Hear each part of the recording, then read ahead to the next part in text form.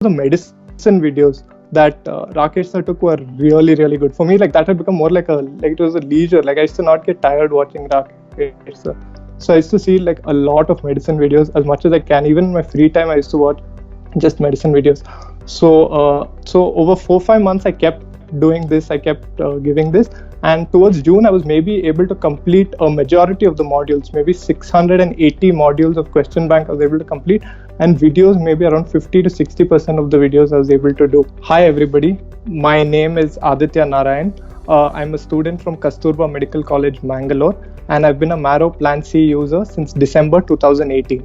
For the past 2 years, Marrow has been my only source of preparation. So let me tell you a story about how exactly all this unfolded and what exactly happened. So my preparation started 1 year back. 1 year back, I was just starting my internship, and when I just started my internship, I started preparing slowly.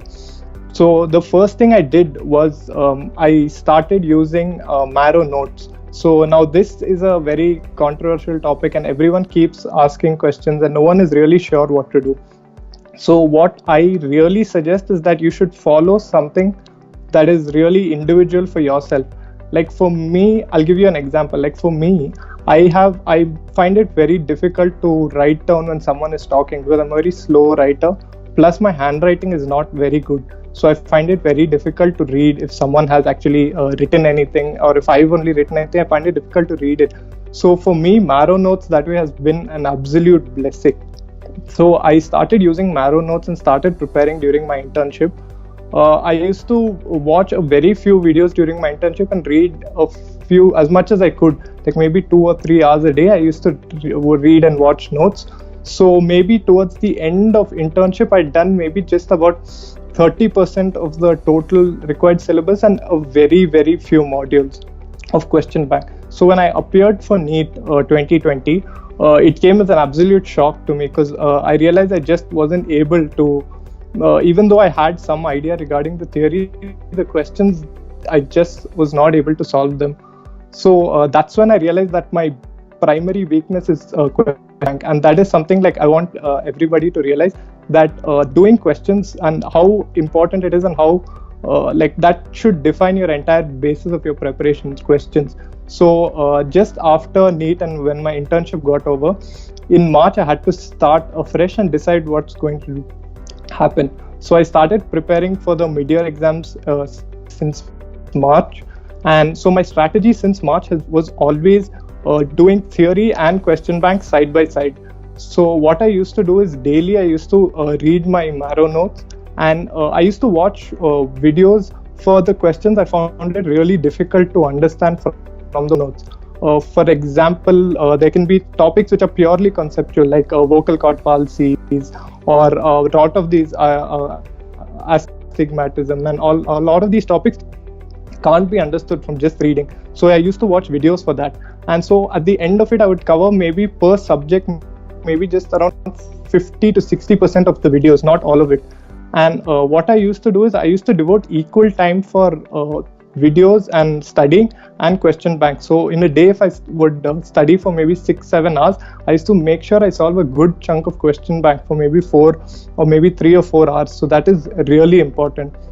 So, and one more thing I would like to say is when I used to solve the question banks, I used to not solve the question bank of what I studied that day itself. I used to solve it of either what I studied the previous day, or like if there was a little gap before. That is really important. So when you do this, when you solve a question bank a little after you've studied, you're basically studying the topic twice. So I used to solve a good number of question banks a day, at least 10 to 12 modules every day since March. And this is important. Like Abbas Ali sir keeps saying, like the consistency was continuously important. So every day I used to solve like 10 to 12 modules, and I used to watch required videos and read notes.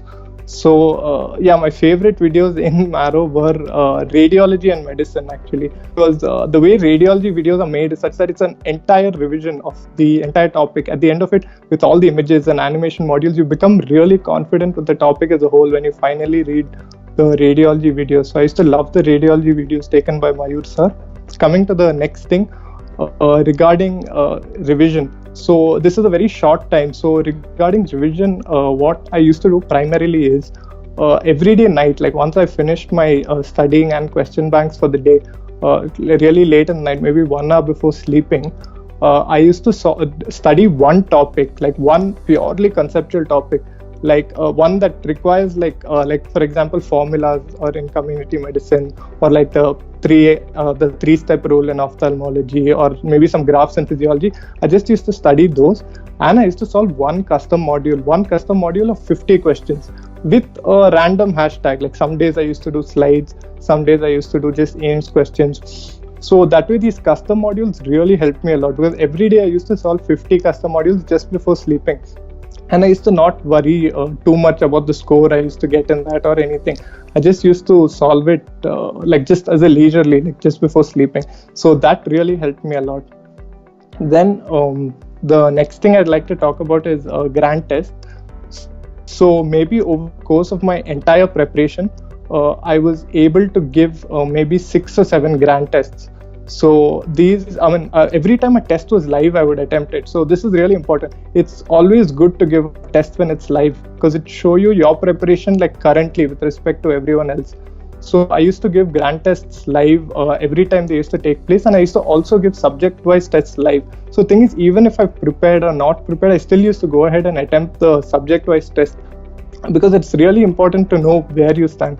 So initially my grant test scores were not very good. I used to get a percentile of 90, 92, 93. My ranks used to be between 700 or 1000, something like that. But towards the end, I was able to, towards June, I was able to break the 95 barrier, and my percentile was maybe 97, 98. And like the most recent test I gave just before the Central Institute exams, that time my score was, I got a rank of 83.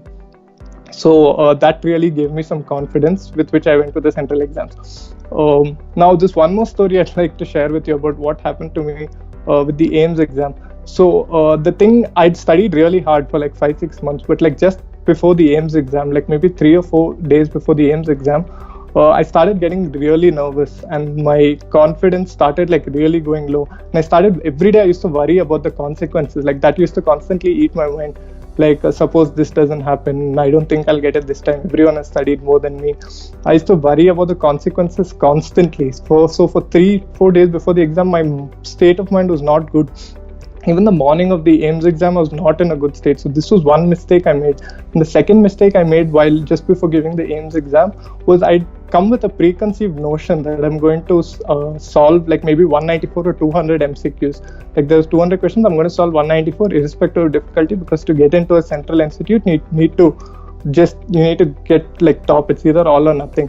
So this was a big mistake I made. Since I went with a preconceived notion, I ended up making a lot of mistakes, and that really affected my AIMS rank. So after that, when it came towards the JIPMER exam, that time I realized like all these mistakes I made. So that time I was much more relaxed, and I stopped worrying so much. And I didn't have any idea about how many questions I'm going to answer, anything like that. Absolutely nothing. I'd solved a few question papers of the previous, and I just went for the exam. So now this is the new trend. Like for all these Central Institute exams, right? Their trend is entirely changing. Previously, they used to focus more on the theory aspect of it, more on genes, chromosomes, and all these individual like small things which were very important.